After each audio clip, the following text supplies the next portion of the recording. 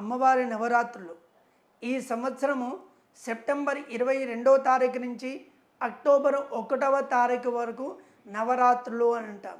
అమ్మవారి నవరాత్రుల్లో ఏది చేసినా కూడా ఆ అమ్మవారికి ప్రీతి అవుతుందంట. అమ్మవారిని ఉద్దేశించి ఈ సమయంలో మనం చేయాల్సిన పని ఏదైనా ఉంది అని అంటే ఆ 9 రోజులు కూడా నియమంగా ఉండడం, ఏకభుక్తంగా ఒకేసారి భోజనం చేయడం, అలానే అమ్మవారిని స్తుతించే దాంట్లో లలితా సహస్రనామాలు, అలానే మాకది చదవడం కష్టమండి అనే సందర్భంలో ఒకే శ్లోకంలో అమ్మవారిని తృప్తిపరచవచ్చు.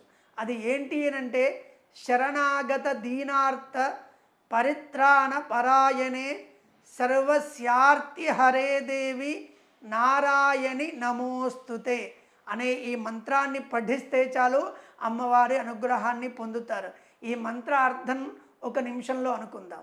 శరణాగత దీనార్థ, అమ్మ నాకేమీ తెలియదు, నేను ఒక దీనుణ్ణి, నేను వచ్చి నిన్ను శరణు వేడుతున్నాను, నువ్వు నన్ను రక్షించడమే పనిగా పెట్టుకున్నావు కదా, నన్ను ప్రతి విషయంలో రక్షిస్తూ ఉండు.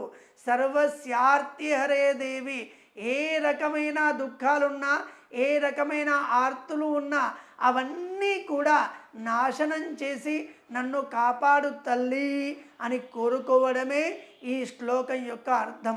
ఈ శ్లోకాన్ని 9 రోజులు కూడా ఎంత వీలైతే రోజుకు 108కి తక్కువ కాకుండా ప్రతిరోజు కూడా పఠించండి. అమ్మవారి అనుగ్రహం ఖచ్చితంగా మీకు కలుగుతుంది.